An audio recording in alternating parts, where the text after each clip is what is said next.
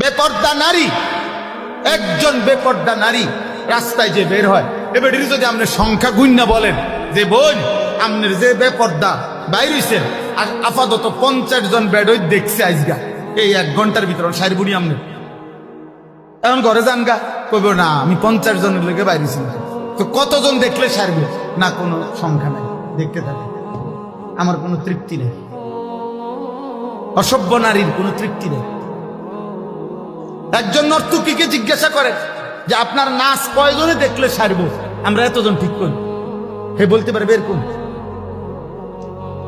কিন্তু একজন পবিত্র ইমানদার স্ত্রী, তাকে বলেন আপনি যে তোমার কয়জন স্বামী দরকার, সে বলবো আমার একজন স্বামী যথেষ্ট। এটাই তো পার্থক্য। ইবাদত, আল্লাহর হুকুম পালন, হালাল স্বস্তি দেয়, তৃপ্তি দেয়। গুনাহ ও তৃপ্তি বাড়ায়, গুনাহ অশান্তি বাড়ায়, গুনাহ আগুন জ্বালায়।